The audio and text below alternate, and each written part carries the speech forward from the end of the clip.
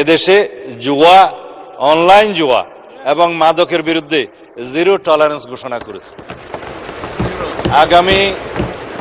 আগামী 30 এপ্রিলের পরে, এই মহান সংসদের সেশন শেষ হওয়ার পরে আমরা সমন্বিতভাবে এ বিষয়ে সারা দেশে একটি সুসমন্বিত অভিযান পরিচালনা করব। মাননীয় স্পিকার, এই দেশের যুব সমাজকে রক্ষা করার জন্য এর কোনো বিকল্প নয়।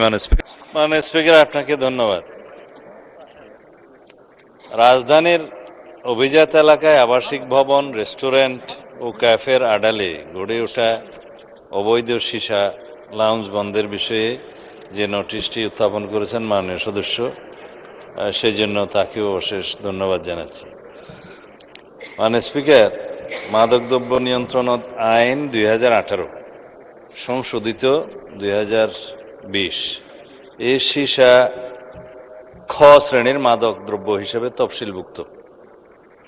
বর্তমান গণতান্ত্রিক সরকার মাদককে জাতীয় সমস্যা হিসেবে চিহ্নিত করে নির্বাচনী ইশতেহারে স্পষ্ট প্রতিশ্রুতি দিয়েছে।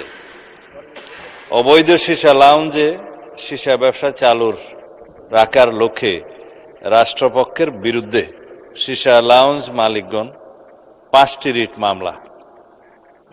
মামলাগুলো পড়লাম না মাননীয় স্পিকার, পঠিত বলিয়া গণ্য করা হোক, দায়ের করেন।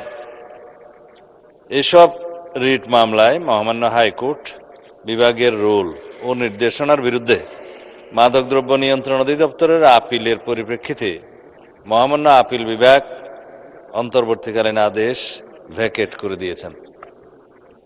স্বরাষ্ট্র মন্ত্রণালয়ের 8 এপ্রিল 2026 তারিখের একটি স্মারক নম্বর পঠিত বলিয়া গণ্য হোক। মাননীয় স্পিকার, এই স্মারকে অনুমোদনবিহীন সীসা লাউঞ্জ নামক মাদক স্পট বন্ধের নির্দেশনা বাস্তবায়নে মাদকদ্রব্য নিয়ন্ত্রণ অধিদপ্তর সহ সংশ্লিষ্ট আইন শৃঙ্খলা রক্ষাকারী বাহিনী সমন্বিতভাবে কঠোর পদক্ষেপ গ্রহণ করেছে। মাননীয় স্পিকার, মাদকদ্রব্য নিয়ন্ত্রণ অধিদপ্তর কর্তৃক বিগত 16 এপ্রিল 2026 তারিখ রাতে রাজধানীর গুলশান 2 এলাকার 35 নম্বর সড়কে অবস্থিত অবৈধ সীসাবার দ্য কোর্টইয়ার্ড বাজার লাউঞ্জ এই অভিযান পরিচালনা করে আনুমানিক 5 কেজি সীসা এবং 35টি হুক্কা জব্দ করেছে। 20/4/2026 তারিখে এস লাউঞ্জ রেস্টুরেন্ট নামীয় অবৈধ সীসা লাউঞ্জ অভিযান পরিচালনা করে 4 কেজি সীসা ও 8টি হুক্কা জব্দ করেছে।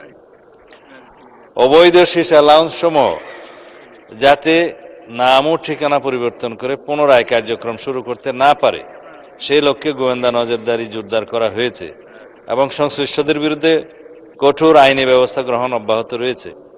এর সাথে যে কোনো ব্যক্তি বা প্রতিষ্ঠানের সম্পৃক্ততার অভিযোগ পাওয়া গেলে তা গুরুত্ব সহকারে তদন্ত করে প্রয়োজনীয় আইনানুগ ব্যবস্থা গ্রহণ করা হবে।